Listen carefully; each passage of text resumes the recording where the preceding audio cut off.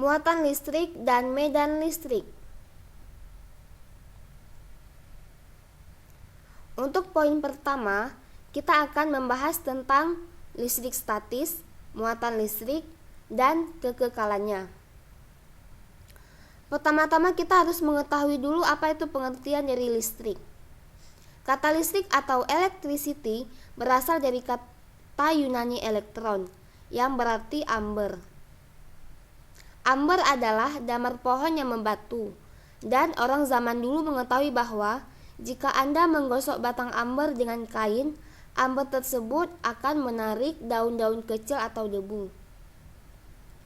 Sepotong plastik yang keras, sebatang kaca, atau penggaris plastik yang digosok dengan kain juga akan menunjukkan efek amber, atau sekarang kita sebut dengan istilah listrik statis. Anda bisa langsung memungut serpihan-serpihan kertas dengan sisir plastik atau penggaris yang sebelumnya telah Anda gosok keras dengan handuk kertas. Untuk lebih jelasnya, perhatikan gambar yang pertama. Gambar pertama memperlihatkan bahwa sebuah penggaris yang digosok dengan handuk kertas. Lalu dekatkan penggaris tersebut dengan potongan-potongan kertas, maka terlihat bahwa penggaris menarik kertas. Nah, setelah melihat fenomena tersebut, sekarang yang menjadi pertanyaannya adalah, apakah semua muatan listrik sama? Atau mungkinkah ada lebih dari satu jenis? Untuk lebih mudahnya, perhatikan gambar berikut. Gambar pertama memperlihatkan sebuah penggaris plastik digantung dengan tali dan digosok keras dengan kain untuk membuatnya bermuatan. Ketika penggaris kedua yang juga telah dimuati dengan cara yang sama, kemudian didekatkan ke yang pertama, terlihat bahwa satu penggaris menolak yang lainnya. Lalu perhatikan gambar yang kedua.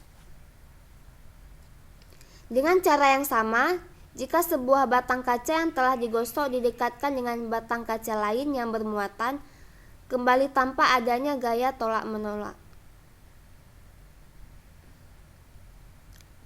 Selanjutnya, kita dapat melihat jika batang kaca yang bermuatan didekatkan dengan penggaris plastik yang bermuatan, terlihat keduanya saling menarik. Dengan demikian, tampaknya ada dua dan hanya dua jenis muatan listrik. Setiap jenis muatan menolak jenis yang sama, tetapi menarik jenis yang lainnya, yaitu muatan yang tidak sama, tarik-menarik, muatan yang sama, tolak-menolak. Franklin mengajukan argumen bahwa ketika sejumlah muatan tersebut dihasilkan pada satu benda dalam satu proses, muatan berlawanan dengan jumlah yang sama dihasilkan pada benda yang lainnya. Positif dan negatif diperlakukan secara aljabar, sehingga pada setiap proses, perubahan total jumlah muatan yang dihasilkan selalu nol. Sebagai contoh, ketika penggaris plastik digosok dengan handuk kertas, plastik tersebut mendapatkan muatan negatif, dan handuk mendapatkan muatan positif dengan jumlah yang sama.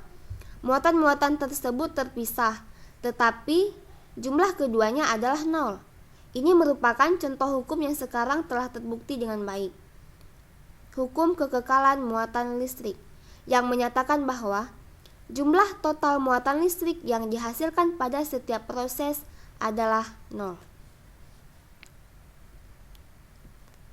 Selanjutnya, kita akan masuk ke poin yang kedua, yaitu muatan listrik di dalam atom. Anda dapat memperhatikan gambar berikut ini.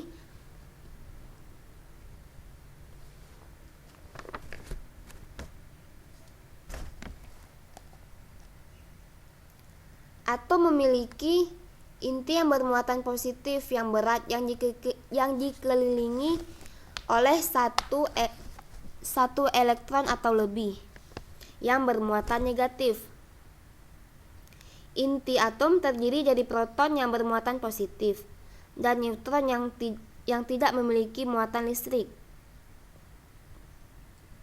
Besar muatan pada proton dan elektron tepat sama, tetapi jenisnya berlawanan. Berarti atom netral memiliki jumlah proton dan elektron yang sama. Dalam hal ini, atom akan mempunyai muatan positif atau negatif total yang disebut dengan ion.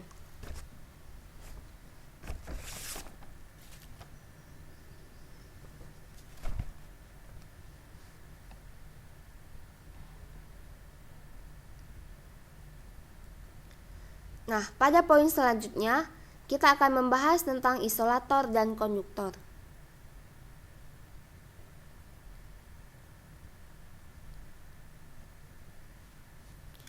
Seperti yang ditunjukkan oleh gambar berikut, misalnya kita memiliki dua bola logam, yang satu dibuat bermuatan tinggi dan yang lainnya secara elektris netral. Nah, jika kita sekarang menempatkan sebuah paku besi sedemikian hingga menyentuh kedua bola, ternyata bola yang tadinya tidak bermuatan menjadi bermuatan dalam tempo yang singkat. Materi seperti paku besi disebut konduktor atau penghantar listrik.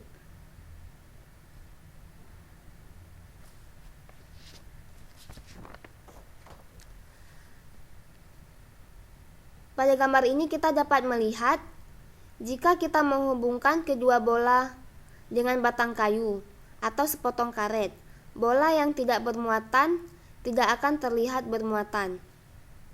Oleh karena itu, materi seperti kayu dan karet, plastik, dan lain-lain sebagainya adalah non-konduktor atau biasanya disebut dengan isolator. Ada beberapa materi yang termasuk ke dalam kategori pertengahan yang disebut semikonduktor. Dari sudut pandang atomik, elektron-elektron pada materi isolator terikat erat ke intinya. Di pihak lain, pada konduktor yang baik, beberapa elektron berpegang dengan sangat longgar dan dapat bergerak bebas pada materi tersebut, walaupun tidak bisa meninggalkan materi itu dengan mudah, dan sering disebut elektron bebas atau elektron konduksi.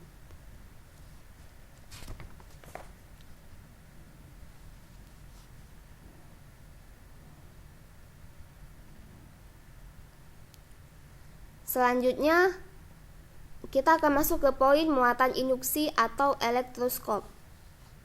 Misalnya, kita memiliki batang logam netral. Lalu, benda logam bermuatan didekatkan ke benda logam yang tidak bermuatan. Pada saat keduanya bersentuhan, elektron-elektron bebas pada benda netral tertarik oleh benda yang bermuatan positif, dan beberapa di antaranya akan pindah. Karena kedua benda sekarang kehilangan beberapa elektron negatifnya, ia memiliki muatan positif total. Proses ini disebut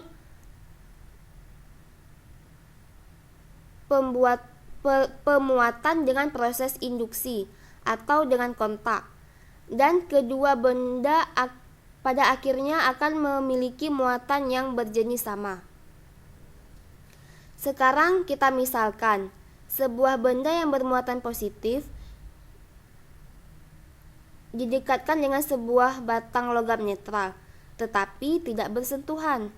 Walaupun elektron-elektron batang logam tidak meninggalkan batang tersebut, mereka tetap bergerak di dalam logam itu ke arah benda yang bermuatan, yang berarti meninggalkan muatan positif di ujung yang berlawanan.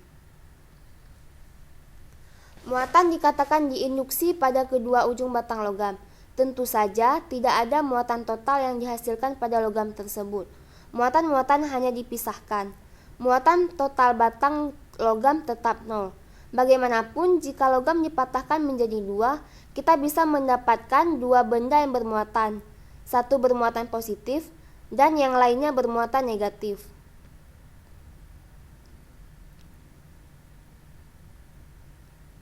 Elektroskop adalah alat yang digunakan untuk mendeteksi muatan. Elektroskop banyak digunakan pada penelitian awal mengenai listrik. Prinsip yang sama dibantu dengan peralatan elektronik. Digunakan pada elektrometer yang lebih sensitif. Pada gambar A, di dalam sebuah lingkaran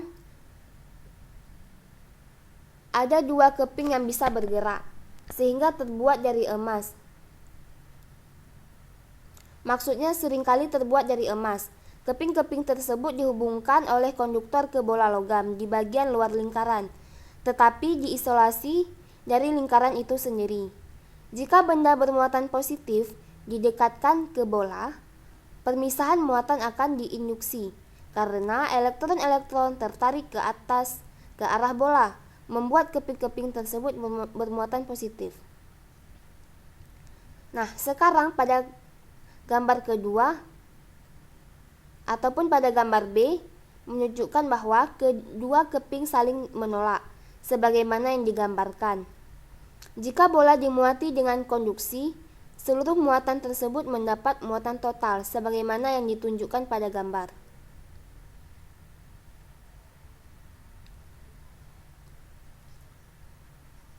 Kita telah melihat bahwa sebuah muatan listrik memberikan gaya pada muatan listrik yang lain. Nah, kira-kira faktor apa sajakah yang mempengaruhi besar gaya tersebut? Untuk menjawab pertanyaan ini, saya akan membahas tentang hukum Coulomb.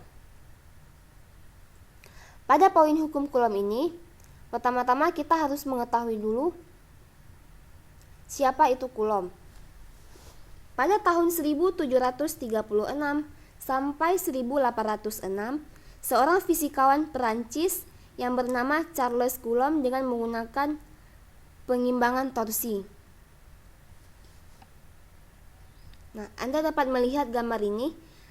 Gaya yang diberikan satu benda kecil bermuatan pada muatan kedua sebanding dengan hasil kali besar muatan pertama, Q1 dengan besar muatan benda kedua Q2, dan berbanding terbalik terhadap kuadrat jarak di antaranya. Sebagaimana persamaan, kita dapat menuliskan hukum Coulomb sebagai berikut.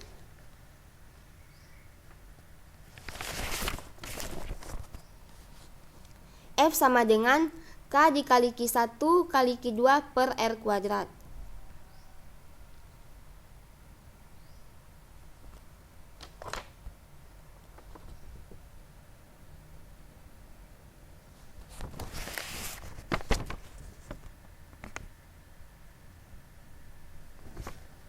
Nah, untuk selanjutnya kita akan masuk ke contoh soal.